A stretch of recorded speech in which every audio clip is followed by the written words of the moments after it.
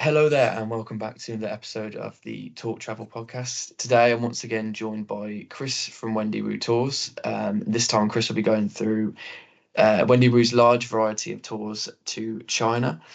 Obviously, listeners of the podcast and viewers of the YouTube channel will recognise Chris from our previous episode where we went through Wendy Wu's wide selection of tours to Japan. So obviously he's going to be bringing his insight into China as a destination today. So Chris, once again, thank you for joining us. Just wanted to start by asking about Wendy Wu's kind of relationship with China as a destination and kind of the history behind that. Yeah, sure, Adam. Well, thank you for having us back on the podcast. It was great to be invited back, and obviously talk about China. Now, obviously, Wendy Wu Tours is synonymous with China. Obviously, the name kind of gives it away slightly, but Wendy Wu is a real person. For those that you don't know, she is actually head of the company still. It's still a family-run business, and she has kind of daily dealings in the running of the business. And I think that's probably why we are still where we are as it stands today. So Wendy has always wanted to go into travel. But the background of how Wendy Wu came about was she's always wanted to go into travel, but as a young lady, she wasn't allowed by her parents. So she was told she had to go into science, or she had to become a doctor or an engineer of some sort. So Wendy, being Wendy, went and got herself a degree in petrochemistry. So she's actually a petrochemist by trade. And then she kind of went on to do some more studying. When she got into her 20s, she decided, though, she wanted to go traveling. So she was born in Tibet, raised in Tibet, and moved over to Beijing, and then kind of went over to China. And so she went over with her then husband and put this tour together, wanting to go back to China, and turned around and said, you know what? Let's go and do this. I want to see China again. I want to do my own tour. And that's how it came about. A couple of weeks before she was due to go, though, her husband got a job offer that he couldn't refuse. It sounds synonymous, doesn't it? But he got a job offer that he couldn't refuse and decided he was going to go and take this job. So Wendy, being Wendy, decided, right, well, I'm still going to go, but I put an advert in the local paper and kind of like distributed it locally. And got such a good response. She was like, right, well, I'm just going to take this tour. And that's how Wendy Wu was born. So she did this tour. Lots of people decided to come along with it. I think she had about 12 on her first tour. And then she went back and saw a travel agent when she got back to Australia and said, this is what I want to do.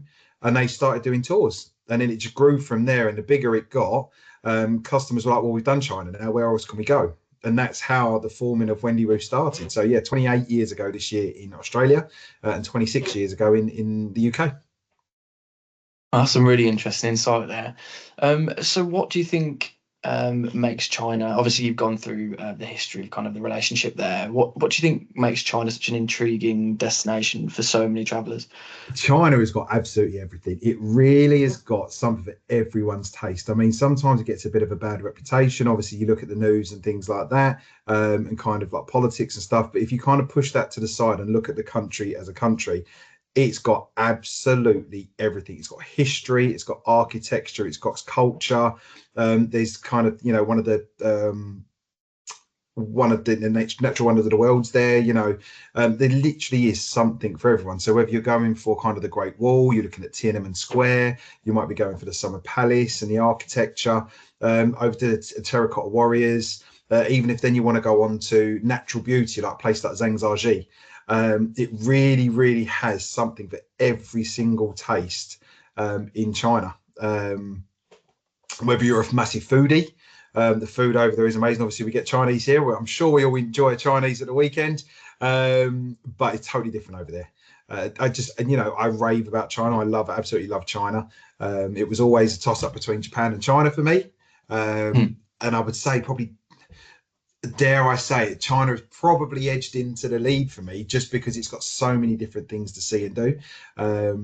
It really is an eye-opening place. Yeah, and what are some of the, obviously there's a lot of places to see, but what do you think, given your expertise, are some of the must-see places that you think people should see? I think it depends. If you've been there before, then there's so many different places to go and see, like kind of going over towards the west, over towards Tibet and things like that. But, as a first-time person to China, I think the Great Wall, obviously you can see the picture behind yourself, the Great Wall of China is an absolute must-see. And the way we do it when you is slightly different to everyone else. We go to a quieter part of the wall. And this is what you can expect from Wendy Wu, like kind of the hidden bits of information, things that we don't just do it like the normal travel or the normal travel company. Because of Wendy's experience in China, we've got great partnerships, and obviously we know kind of hidden areas. But yeah, the part where we go to generally only has us on the wall. We go to, I mean, when I was there was only our group on the wall. So you got some amazing pictures. But I would say Tiananmen Square, which is quite famous and synonymous. You've got Forbidden City, the Summer Palace, the Forbidden Kingdom. You've got the Walled City over in Xi'an. The Terracotta Warriors is certainly one to go and see. Over in Chengdu, you can pop along and see the pandas. Everyone loves the pandas. You go to Chongqing, which is kind of one of the most up and coming, most technologically advanced cities. They've got kind of trains that go through buildings now instead of going around them. It's probably one of the most popular tourist destinations for local tourism in China as well, so it's worth going to see. You've got the Yangtze River, which is one of the key rivers in China. You've then got a place like Zhangjiajie. So if you've ever seen Avatar, the movie, so the main at the end you see like the ships, that the bird things flying down onto the ships. That's based on Zhangjiajie, so it's absolutely stunning, like the floating islands. You've then got the glass bridge, kind of the tallest glass elevator in the world, and the glass walkway that goes right across the gorge and the cable car. What I was going to say was one of the best things I think about Wendy Wu is the kind of different tour styles on offer. No matter whether it's to China or Japan or wherever, you've obviously got your classic tours. You've got your go beyond, where maybe you go a bit off the beaten track, tailor-made private tours. So with this in mind, obviously with the destinations that you've just mentioned, how does Wendy Wu kind of work with local people and local communities to kind of get the best out of your tours, would you say? I think obviously with Wendy Wu, one of our key things is making sure we're authentic. So that's the biggest thing for Wendy, is anyone on our tour is actually traveling like an experience, a destination like a local. So what we tend not to do is have kind of, we end up in an area, and then obviously you've got a choice of excursions you can just choose. So it just tends to be an excursion. The way we run our tours is the experiences are included within the trip. So when we go to somewhere, so for example, when we go to Beijing, when we are going from the Forbidden City and Tiananmen Square, we'll then head down to the Hutongs, which are the original buildings and houses that the locals lived in thousands of years ago. And they're still kind of there. So what we would do, we'll go and have lunch with a local family. So we try and interact with the locals and give back to the community as much as we can when we're there. Absolutely fantastic there. And so for a first-time traveller, where do you think, well, what style of tour, first of all, would you think? I would say, yeah, sorry, we did touch on the kind of tour. So, yeah, so we've got our classic group touring, which basically means with everything included. That's the beauty of Wendy Wu. We include absolutely everything. So once you're on tour, you don't have to worry about kind of spending money on experiences or entry fees and things like that, because it's all included. So you can just sit back and not have to worry about anything. On top of that, what we also do is we include your China visa. Now, this visa can be a bit of a pain to fill out, so we also do the visa for you. So your customers don't even have to worry about doing the visa, because we've already taken care of that, and the cost of the visa is included within the price. So there's no hidden extras, like I say. In China, especially, obviously your meals being included is a big thing. So breakfast, lunch, and dinners. Now, just because you're in China and just because something looks like a chicken or it smells like a chicken doesn't necessarily mean it will be a chicken. So that's the kind of thing we kind of talk about when we're in China. So your guide is there to make sure that they're there to kind of advise you what you're eating, and also so you're not kind of wandering out, going to places kind of thinking where we're going to eat, because the language barrier in China is quite evident. And of course, you've heard of the Great Wall of China, but you've also got the Great Firewall of China. So none of your Google Chrome and things like that work out there. So if you're going to try and use Google Translate, or you're going to try and use Google Maps to find your way around, it doesn't actually work. I mean, there are ways and means around it, but as a general rule of thumb, they don't always work out there. So that's always quite a good thing. In terms of, so that's our classic group tour. Maximum group size is 28. So not massive group size, nice kind of group sizes. On average, we go with about 20 to 22 people, but minimum of 14. So again, nice group sizes to actually be able to get out and see. We also have a comfort guarantee. So it means everyone gets at least 1.5 seats on that coach.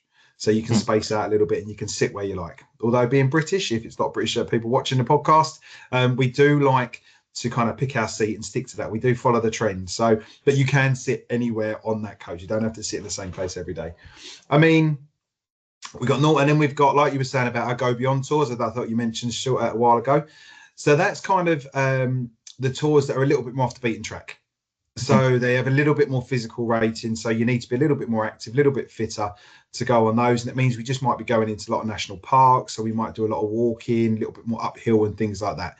But once you decide to tour, we will let you know the kind of level that you need to be at to be able to do it. Obviously, we wouldn't want anyone going on one of our tours that wasn't able to do it.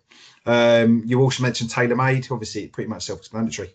So you can, we can piece together a tour where you want to go. But obviously, if you look at our tours at where we go at the moment, they pretty much go to all the key places. And like, you won't find a company that's got a collection of tours that takes you across China like us. Any one of the tours in the brochure can also be turned into a private tour. So if you've got children that want to go along, our minimum age is 12. But if you've got children that want to go along, you can do a private tour. So it just means you, your family, and a guide driver. And again, any one of the tours can be turned into a private tour. So that's always quite a nice way of doing it. And we also don't forget our solos. Obviously, there's a lot of people that want to travel to China that are a bit worried of going on their own. So we can certainly look after them. So they can either join on to one of our group tours, or they can join on to our solo specific tours, which are always quite nice as well. Yeah, I think it's so important to have that kind of selection of different tours, because obviously some people would rather go in a smaller group, and obviously you cater to many different styles of travellers. Obviously, you touched on there about the food. I think we spoke about that in the previous episode about I think it was the squid's head. Oh God, yeah. I thought it was a toffee apple. I remember that now. Yeah. So again, it's having kind of that aspect sorted and knowing what you're going to have. And the story from China though, talking of food, I went to a dim sum house and I've never felt so humbled in all my life. So I went to a dim sum house and I thought, it looks amazing, there's loads of Chinese people, and I thought it's going to be brilliant. And on the outside they had like a plaque, one part of it was in Chinese and one part of it was in English. It was telling the story of this restaurant. 150 years it's been there, from family generation to generation.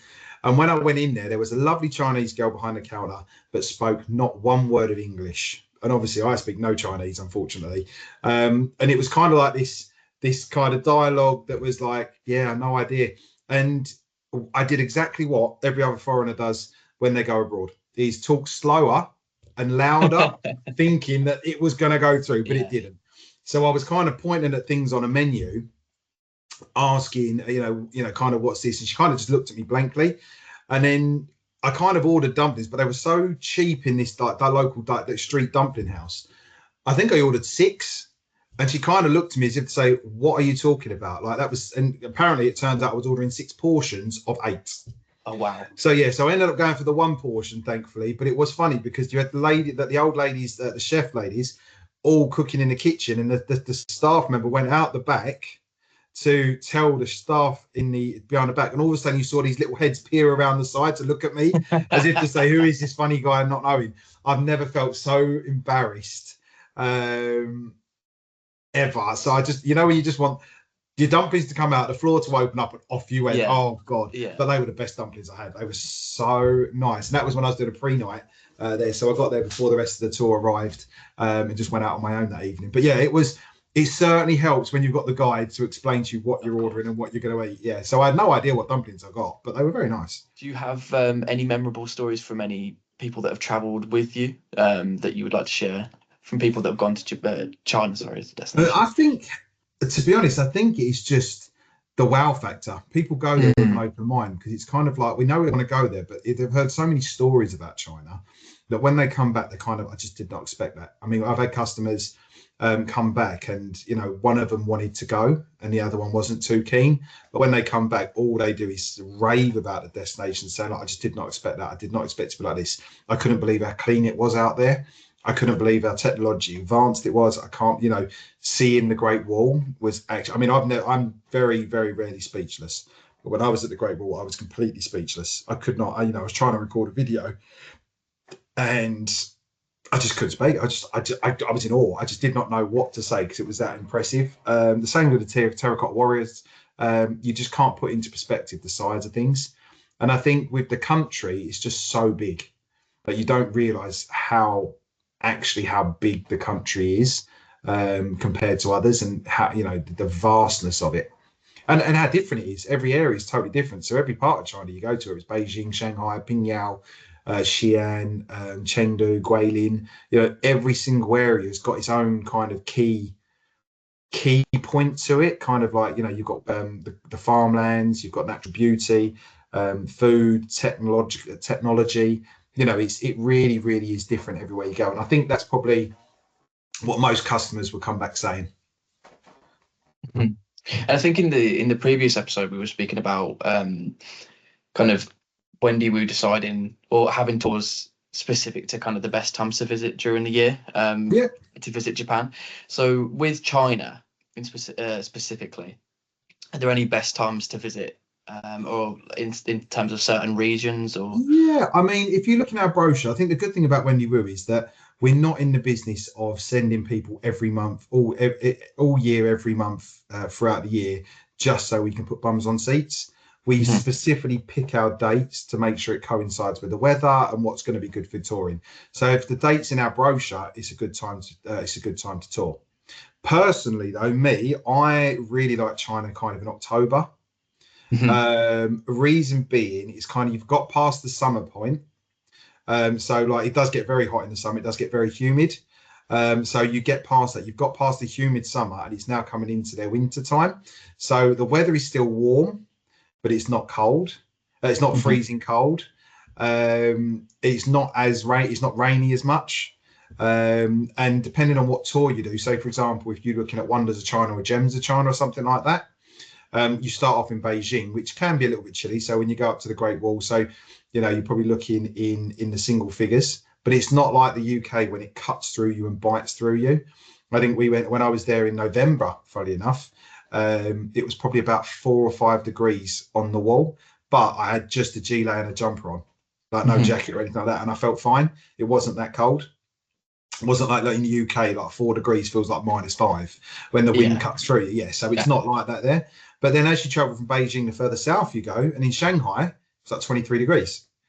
So, you still get the nicer weather as you go through. So on a tour, it can change depending where you are. But me personally, I really like traveling to China in October, November time. Oh, that's some great insight there. And just to kind of wrap up, we were obviously discussing before about Wendy Wu's current offers. So if you'd like to just go through your current offers and give the audience some information on that. Absolutely, I mean, obviously we've always got some sort of offer on, which is always quite nice. Currently, our standard offer is our free stopover. So you can do 2 nights a stopover. So, for example, if you're flying over to China, you can fly with Cathay Pacific, for example. You might want to do a couple of nights in Hong Kong if you've never been there, which would be quite nice. Or you could do that on the way home. Or if you're flying with Singapore, you could stop over in Singapore and you get 2 free nights in Singapore. Alternately, if you wanted to add a bit more time on in China, you can do 2 free nights in Beijing, or you could do 2 nights extra in Shanghai. So it really, really is up to yourself, and that's completely free on our tours. Obviously, with the stopovers, it just depends on the flight routings. But yeah, absolutely, 2 nights pre or 2 nights post you can add on, or you could be really a devil and add 1 night pre and 1 night post. So you could do it that way as well. But in saying that, we do have a Race Across the World coming out in a couple of weeks. I'm sure you're all well aware of Race Across the World, but that comes out in a couple of weeks. So and it starts in China this year. So we are following hot on its heels. So expect some lovely deals or some really nice offers coming out to support that Race Across the World. Obviously, being a China specialist, we are going all in with Race Across the World this year.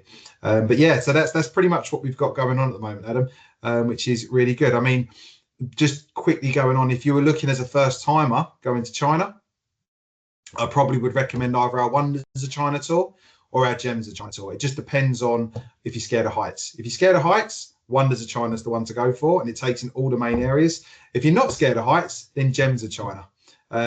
Basically, pretty much the same tour. The main difference is at the end of Gems, you go to Zhangjiajie and you go up the tallest elevator, glass elevator, and across the glass bottom bridge. Whereas in Wonders of China, you go to Guilin, which is the farmlands, and the Halong Bay on land of China. So there'd be the two that I would probably recommend. Just throw that in there, just at the end. Yeah, thank you very much again for your time, Chris. Really, really interesting insight. If you'd like to discover more about Wendy Wu's selection of tours to China, be sure to visit travelclubelite.com, and we can obviously have a look at our wide range of itineraries on there, and see kind of what suits you as a traveller. But once again, thank you very much, Chris, for your time. No worries at all. I'd just like to add on there, Adam, that obviously Travel Club Elite are one of our key partners, one of our key supporters of Wendy Wu Tours. Many years we've been working with Travel Club Elite, and like I say, they are one of our key partners. So yeah, by all means, pop along to Travel Club Elite. Brilliant. Thank you, Chris. No worries, Adam. Take care, and thank you for tuning in, everyone. Thank you very much. See you later.